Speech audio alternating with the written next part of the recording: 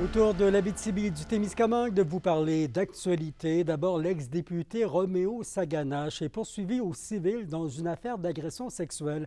L'ancien député d'Abitibi, Bay James Nunavik-Eyou, de 2011 à 2019, avait vu des accusations criminelles de Carmen Roy repoussées par la police manitobaine et selon sans qu'on lui demande son avis, vers un programme de justice réparatrice. Madame Roy soutient depuis les faits en mai 2023 vivre avec des séquelles psychiatriques, psychologiques, émotionnelles et physiques. Aucune des allégations n'a été testée devant le tribunal et exposé de défense n'a été déposé en cours. Madame Roy est l'assistante de Stéphanie Scott, directrice du Centre national pour la vérité et la réconciliation à Winnipeg. Et Québec repousse d'un an son intention d'augmenter la population de caribous dans la harde de Val-d'Or. C'est ce que confirme le ministère de l'Environnement alors qu'il présente 2 projets régionaux de conservation du caribou en Gaspésie et dans Charlevoix. La population de Val-d'Or compte 9 caribous, seulement 3 sont nés dans les dernières années. On rappelle que le gouvernement Trudeau a lancé un énième ultimatum à Québec pour dévoiler une stratégie nationale de protection de l'espèce. De base, ce n'est pas une stratégie pour les 13 hardes, c'est une stratégie uniquement pour deux hardes sur les 13 qui sont présentement menacées de disparaître. Fait que c'est assez décevant, mais c'est pas surprenant de la part de ce gouvernement-là. Et c'est quasiment une stratégie, enfin, d'éliminer carrément les caribous. On attend, ça fait 5 ans qu'on nous promet une stratégie globale, et là, aujourd'hui, on nous annonce encore des études, parce que c'est même pas une stratégie, un plan pour rétablir même les 2 hardes qui sont ciblées. On dit qu'on va les remettre en consultation. Imaginez, après 5 ans de promesses, juste pour 2 des 13 hardes, on va encore aller en consultation. Maintenant, il y a un projet d'écoquartier dans le quartier Sénateur à Rouyn-Noranda et la population est invitée hier à une présentation de ces 2 concepts d'aménagement.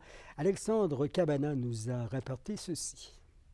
Si en janvier dernier, c'était le jet d'idées autour d'une carte blanche pour le futur écoquartier Sénator, hier, la firme Domus Architecture et Design a pris ces idées et les a concrétisées en 2 scénarios structurés qui se ressemblent mais divergent notamment au niveau de la préservation du territoire, du nombre d'unités de logement, de la mixité des bâtiments et autres. Un premier scénario propose 204 logements, dans l'autre, c'est 227 unités. Ce soir, on sent l'enthousiasme de la population. Je pense que les gens étaient très participatifs, que ce soit pour la période des kiosques, même quand il y avait des petites questions pour venir préciser puis bien comprendre les scénarios qu'on a expliqués. C'est vraiment le fun. Puis là, c'est rendu notre 4e visite maintenant sur le territoire, déjà depuis le début du mandat. Puis on sent qu'on connaît aussi un petit peu plus la vision de la population. Effectivement, recruter une entreprise qui se prête au jeu là, totalement. Donc oui, c'est plaisant. C'est beaucoup de travail consulter, parce qu'on veut le faire de manière très sérieuse. On veut vraiment prendre en considération ce que les gens considèrent important. La population était encore une fois appelée à la planche à dessin afin d'émettre commentaires et suggestions sur leur vision du quartier du futur. Beaucoup d'animateurs aujourd'hui à chacun des kiosques qui ont permis d'entendre les gens. On continue aussi d'avoir un formulaire en ligne où on regarde les images qu'on a présentées aujourd'hui. On va pouvoir continuer à commenter, puis on récolte ces commentaires-là, on les lit, on les collige. Puis là, tu sais, on arrive à la fin, fait que, tu sais, j'anticipe peut-être des décisions plus difficiles, plus sensibles. À un moment donné, il va falloir trancher puis dire, OK, on avance avec ça. Oui, parce qu'un plan final doit être remis à la Ville au mois de juin. Et pour ce qui est du début des travaux de construction des unités, bien ça ne sera pas avant 2027. Donc là, Rouyn-Noranda dit prendre acte de ces délais. Et pour ce qui est des citoyens de la zone tampon, qui devront être relocalisés prochainement, bien, la Ville confirme déjà travailler en parallèle sur d'autres projets de développement. C'est-à-dire, on veut offrir plus qu'un choix. Donc, où sont les secteurs de développement potentiels? Les gens qui sont intéressés par le secteur Sénator, bien effectivement, c'est pas pour tout de suite, là. Moi, j'assure le lien aussi avec le ministère des Affaires municipales qui est impliqué dans la relocalisation et la fonderie. Et ils sont tous au courant de la démarche et comprennent bien les délais là, avec lesquels on doit composer actuellement. Alexandre Cabana, RNC Nouvelles, à Rouyn-Noranda. Maximiser rentabilité et sécurité des travailleurs dans les mines, c'est l'objectif que se donne le laboratoire de recherche Télébec en communication souterraine de l'UQAT. Il lance un projet pour développer une nouvelle classe d'antennes portables intelligentes, puisque les mineurs sont souvent exposés à des conditions extrêmes de température et la présence d'agents toxiques. C'est un processus technologique de réseau sans fil qui devrait permettre une meilleure sûreté dans les mines profondes. Le projet est réalisé en collaboration avec Meglab et Télébec. Cette technologie a été utilisée plus dans la santé. On met des antennes et des capteurs sur le corps humain pour surveiller l'état de santé des patients. Nous, on a pensé d'utiliser cette technologie pour les mines, surtout les mineurs, ils sont dans un endroit à risque ou dans les galeries minières, on ne sait pas qu'est-ce qui se passe à l'intérieur. La chaire de recherche nous permet d'avoir un pied dans le futur. Donc, ils vont aller faire des recherches qui sont portées vers comment on peut continuer à innover la connectivité minière. Puis, on travaille ensemble dans ce sens-là pour apprendre, parce qu'on doit toujours continuer à apprendre. Donc, le ministre de l'Éducation, Bernard Drinville, passe de la parole aux actes en interdisant officiellement la mise en place de toilettes mixtes dans les écoles publiques du Québec. Son intention fait suite à la polémique de l'automne dernier, on se souvient, entourant les nouveaux blocs sanitaires non genrés à l'école d'Iberville à Rouyn-Noranda.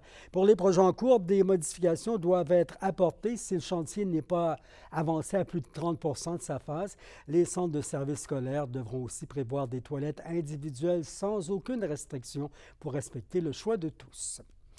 Et la pénurie de main-d'œuvre n'épargne personne, on le sait, mais le Centre du frère Montfett au Témiscamingue en tire à son avantage en offrant depuis maintenant 1 an le parrainage d'étudiants par des entreprises. Après seulement 2 mois de formation, ils sont invités à se faire parrainer par une entreprise de leur région, une opportunité permettant d'exécuter sous supervision de 20 comptants pour de vrais clients tout en étant rémunérés. Selon le responsable du programme, Éric Lavergne, il est important d'offrir une façon différente d'apprendre la matière pour motiver les jeunes. Ça peut être très intéressant pour les étudiants, pour les employeurs, puis pour nous aussi, qui nous permet de nous tenir à jour. Puis on est en lien direct avec les entreprises. Pour eux, tout est nouveau, partir avec un camion de plombier, rentrer d'une maison privée, puis là, c'est des chauffe-eau. Des histoires de chauffe-eau qui ne se vident pas, puis que ça a coulé, puis un dégât d'eau. Puis pour eux, là, c'est la vraie vie. Ils ont l'air d'aimer bien ça. On connaît maintenant la programmation du 48e Salon du livre de l'Abitibi-Témiscamingue. 125 auteurs seront au rendez-vous. On prévoit une 60aine d'activités entre le 23 et le 26 mai. 20 auteurs rencontreront des élèves, même au Centre de services scolaires du Lac-Abitibi. Parmi les invités, Yves Beauchemin, l'auteur du Matou, le Rouyn-Norandien, qui sera là. Pour les amateurs de livres d'horreur, Patrick Sénécal revient sur place. Dans la jeunesse, Andréane Brunet et Diana Bellis. Plus d'une centaine d'ateliers sont présentés pour les jeunes du préscolaire jusqu'au secondaire. Des billets sont déjà disponibles.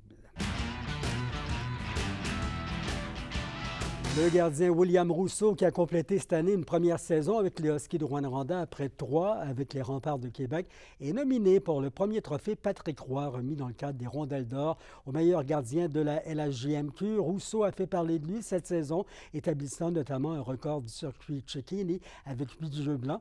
Il a aussi dominé ses pairs avec 34 victoires, une moyenne de 2,24. Ses 50 matchs joués, son efficacité de 92,4 % lui ont de leur côté octroyé le 2e rang. Mathis Rousseau du Halifax et Samuel Saint-Hilaire du Sherbrooke sont aussi en lice. C'est demain qu'on connaîtra le gagnant à 13h. Dame Nature repousse à plus tard le retour du soleil, mais nous offre un peu moins de temps frisquet quand même. Toujours de la pluie toutefois ce soir, cette nuit. Peut-être un orage au Témiscamingue, minimum de 7 à 9. Demain, 40 dis-je bien, de risque de pluie et de 15 à 17 degrés. Aussi des averses vendredi avec 15 degrés Celsius partout dans la région. C'était vos infos régionales. On surveille demain les journées du cuivre dans le cadre de la Semaine minière du Québec 2024 organisée par l'Institut de recherche en mines et en environnement. C'est au Petit Théâtre du Vieux-Noranda que ça se passe à Rouyn-Noranda, bien sûr. Merci de votre présence à nouveau. Bonne soirée. À demain, 17h06.